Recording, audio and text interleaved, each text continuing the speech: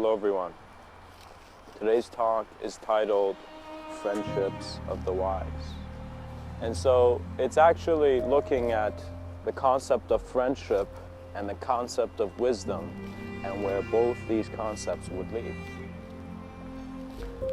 A wise man, let us take a sage, is one who has looked at life in more than the immediate way introduced to him, known as his conditioning. As the sage looks and observes his own understanding, he realizes he knows nothing. And so if you have hit a profound, deep, I don't know moment, congratulations. However, Mr.Within will go on to say that we must observe the human being in its most advanced actions and communications. And how do we know it's advanced? Because it is breaking our spectrum of comparison.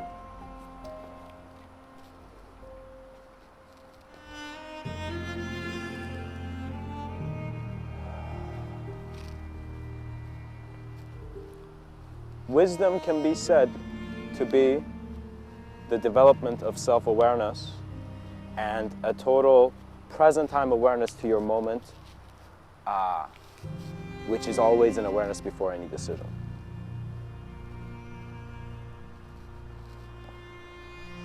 Now, you must see that life feels differently to you in different moments. So what is keeping its preference is deeper than the surface idea of man. There are dead ends in thought, and if we choose to remain in that dead end, we will not pursue a greater exploration of consciousness.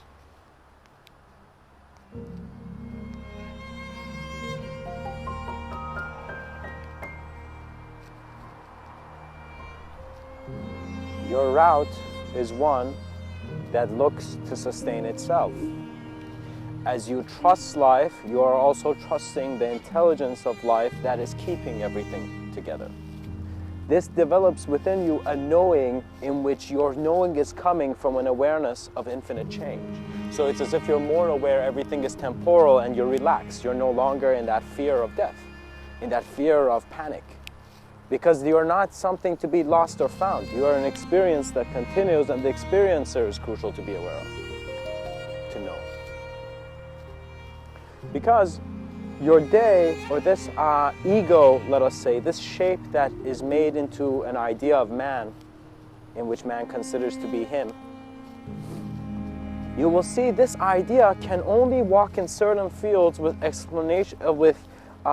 explainable results. What that means is certain states of being aware of man's mind show unknown factors.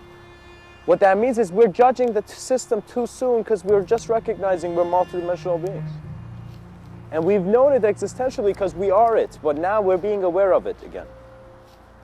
And so the most important anthropology was perhaps studying the human species beyond the human species. So how can a human being study himself beyond his apparatus? And so this is where the depths of meditation has gone in the mystic's eyes. Because you begin to see that in doing any practice in life with a deeper view, you will cultivate more excitement. What that means is when your pizza's late, there's a bit of excitement. What's up? Why is this guy late? You know? So, in a sense, I'm suggesting the possibility of change is healthy for man. Even if it's a change of idea, even if it's a change of an experience that is becoming aware, it's a direct experience rather than a temporal projection. You know, I got curious about what life means, so I asked life. And guess what? I saw everything answer back. So I thought, if I'm asking every single thing and every single thing is giving me an answer, there is no question and answer that will satisfy. The end is an emptiness of your acceptance within your greater experience. It is the individual recognizing the collective. It is you advancing your mind and finding moments throughout your lifetime, throughout this life period, in which you are making the most efficient action. You know? You know, for many people who have been depressed, they feel their lives are lost. It's not. You have lived in a certain way, and you can choose to review that certain way again, in different ways.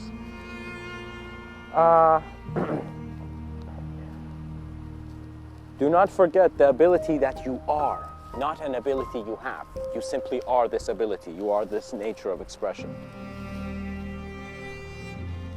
Your idea, if it trusts life more than the ideas that excite man, you will see that your life will no longer be consumed with things being valueless. I mean, think about it this way. There are different ways of waking up in the morning.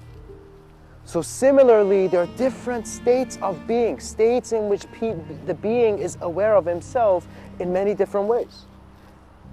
Hey, an animal got self-awareness on this plane, on this planet. That self-awareness is transcendent and has many pathways to its existential knowing through many dimensions. We only know one. So it's not that we have to suddenly go and jump onto the other side of the spectrum with the swing of life. We just have to be aware of what is here. Then in our most clearest and most sincerest gaze of existence, we shall find ourselves being that direction, being that vision. Once you have a vision, it cannot fade. What that means is once you know something, once you know, for example, the gym's open, you will go to the gym. You must observe and realize that this whole life, they don't tell you this at first, but you later on realize it's about how much effort and how much dedication you have to enhancing not an image of yourself, but enhancing your experience. And this does not mean just being like that Yes movie, that Yes Man movie, where the guy was just constantly saying yes, Jim Carrey. I forget the name of the movie, to be honest. However, the point is,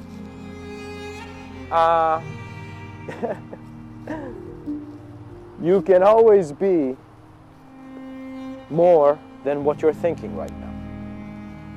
And that is a huge cognition. Because your depression is a thought that happens in a moment, no?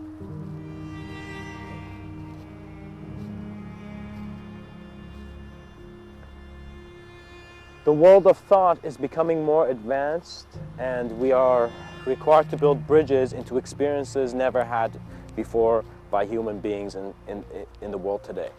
Things are shifting, and once a being multidimensionally becomes aware, there is no apocalypse because there is the transcendent ability to be within many aspects of experience. You see, it's a very phenomenal concept where you see an individual can blend or dissolve into his collective. When that idea comes, you begin seeing the beauty and the imagery of all those poets and prophets who were working for the greater plan, for the divine will. What you see there also is that man has relationships with others based on the relationship he has with himself. And so because there is individual men with individual preferences, there are individual eyes. There is never the same eye looking at God. Do you recognize this? This is for this plane, unless one gets collectively aware, where suddenly you dissolve into being all vision looking at your individuality. And it's a moment of great knowing. It is as if you're acknowledging your environment, literally where you exist on a deeper existential level, where your presence is really cycling based on the season it's in, you know? I hope what I'm saying right now is clear to some degree. all of this knowing, everything I've said so far can just be one drop of recognition in your life that your wisdom is your self-awareness, and your friendship is your relationship of existence and form in your self-awareness. And friendship is not just limited to different human beings. Friendship is a relationship from one moment of existence to another moment of existence, regardless of whatever there is, whatever bodies are involved. Communication needs to get advanced. And this is what Mr. Within is saying. We need to become self-aware. We are able beings. We have abstract methods of creating new technologies. There's a reason we have so many branches of knowledge, is because we want to really see how far the roots can reach. So we are the greatest newest exploration of knowledge and wisdom in this world. And so your friendship is your whole reality and everything that is found within your moment. So when I walk, it is not that, oh, I'm this thing and this is that thing. It is vast experience, and then if need be, individualized. As if while I'm walking, I'm a vast wind of just experience, and I can choose to individualize into any manner. Because once you get trust in life, you realize, oh my God, there's so many different levels. And this is what enlightenment is. Because the seeker had to trust life to see, trust that reality of enlightenment, which was his first task. Right? Then the seeker went into the dynamic of going to realization, which is its own journey. But for you, regardless of who is talking to who and what action of a human being is done, you as a presence here can be aware immediately of your collective, which is everything else that is suggesting you to be an individual. Once you see how ideology is kept, bullying and depression fades because language was never you. And so perhaps an experience in its utmost clarity and emptiness was the greatest realization. And friendships of the wise are simply moments where your acknowledgement of existence has gone to its peak. So literally your peak experience is as if you're no longer thinking about ideas. It is after you have done all action. Sometimes the greatest act was to be still. And so after one does, you will begin seeing many realms open because you are sensitive, because you are consciously building this passage. And it's not that you're building, you are just the light. We are all walking candles in our subtler planes, and as we are, each moment we're giving our light of creation. But at the same time, there's a temporal aspect to us, and our light will be transcendent in different ways. When we see we are here to inspire life in new ways, when I see I'm an individual being in a world that is so collective, everything in existence is my audience. And so I am never talking to one man, in which all life and its flows become friends to your moment. You break ideology either with poetic madness or such accurate linearity in getting answers to your deep questions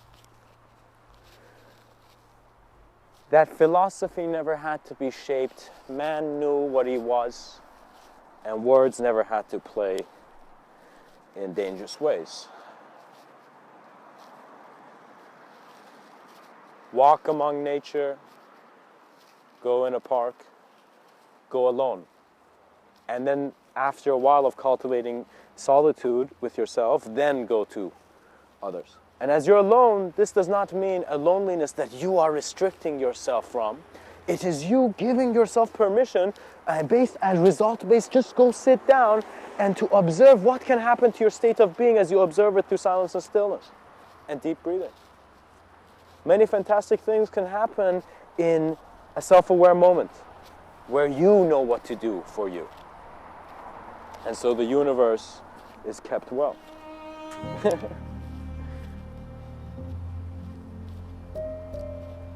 Now,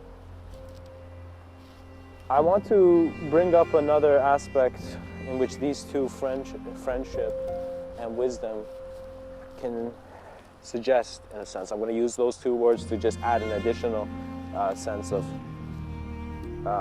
topics to what I'm saying right now. You see, guys, there's the thought that man is shifting in consciousness. What that really means is how you wake up in the morning, that's changing. That awareness to your day, to your life is changing. When some people look at how it's changing, there are many suggestions because there are many worlds in place. Each individual is its own unique creation. So how can we be more than an individual in our observance? We observe the individuality we are, and we make it equal to everything else. Because in equality, there was a moment of collective understanding. But it did not mean that the system would thrive only with equality. Sometimes I see suffering and I see that is the fuel of the species to enhance. But at the same time, why do we have fuel technology? So, you will see that people are developing in self-awareness. As they are, things are changing a bit. What is exactly changing? How one confronts their memory, how one experiences space and time, how one recognizes that they're an experiencer, not an object of experience. And as these signs happen, as these things happen, you begin seeing that consciousness never needed an opinion. And then you will see everything will stop and you will be a moment of your greater understanding, which hopefully by the end of this sentence you have.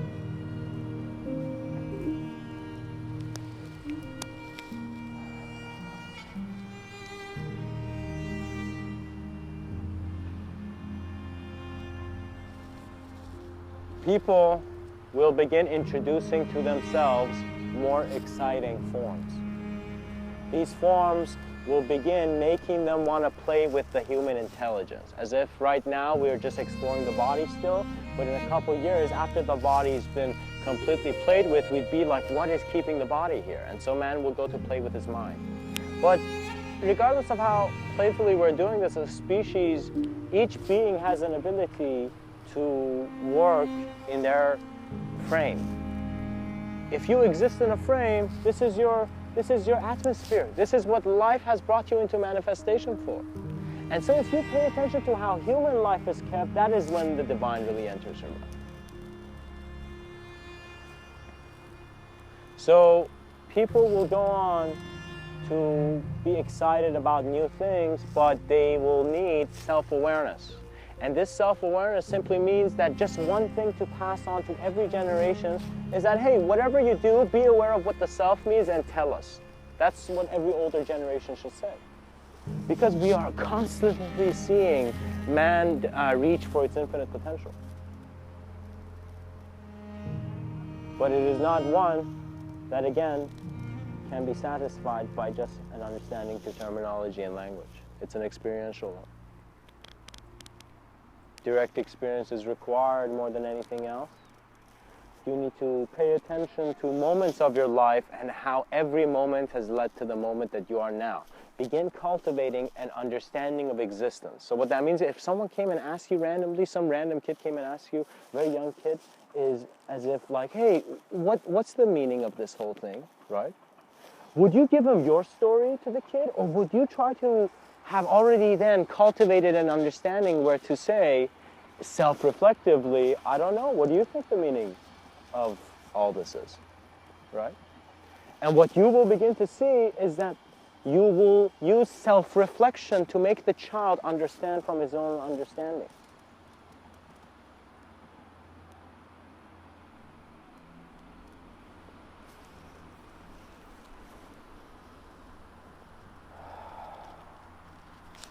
And so hopefully you will begin to see that your experience is the significance of this life. Be aware of the experiencer. A wise man is a friend to all beings.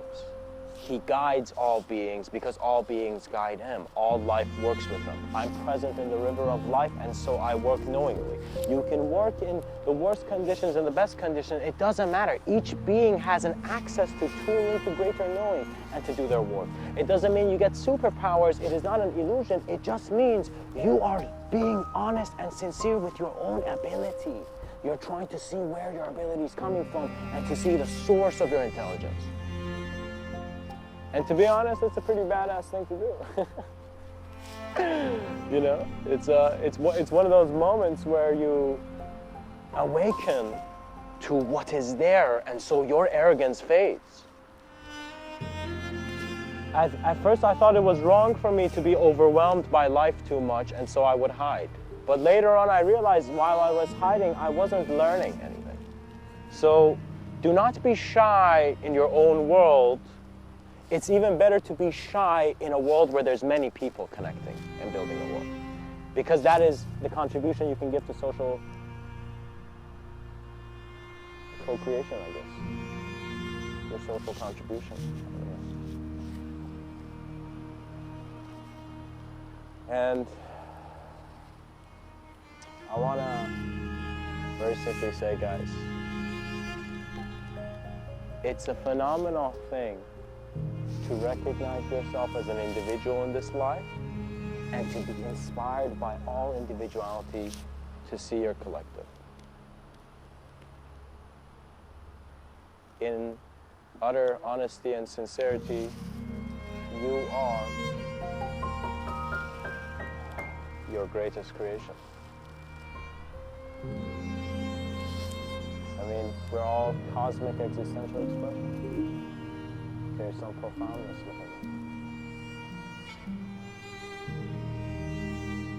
it. A sage usually goes to a world of seclusion. And when a yogi lives alone completely, that yogi is going into such deep connections with life that I cannot speak it. It's literally unspeakable. But it is known and recognized that silence and seclusion means that you're paying more attention to your thought, and so the world of thought is diverging and shifting and, in a sense, moving your experience to where it needs to be at that moment. Because, my friends, imagine building a friendship that is not based on how that person has to be.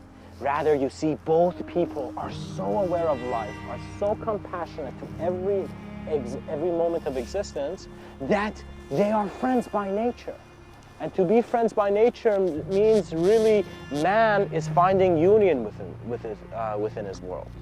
And it's a great achievement, you know? It's like we look at trees and we're like, wow, these trees are so majestic, so crazy. But you don't believe it when many human beings get together. It's kind of funny. It's like the whole forest, all the trees look at the human beings because they have now become the greater inspiration of union.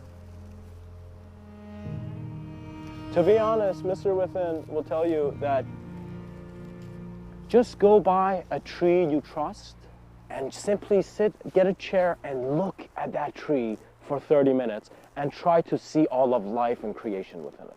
Try to see conceptually where the branches of knowledge lead to where the roots of experience have come from. And simply observe all your knowing within this form. And you will begin to see that there's a magnificent teaching. And so a treasure will be revealed by your own ability to embrace first the natural world and then the nature of your being. Friendships of the wise were always life, trusting life.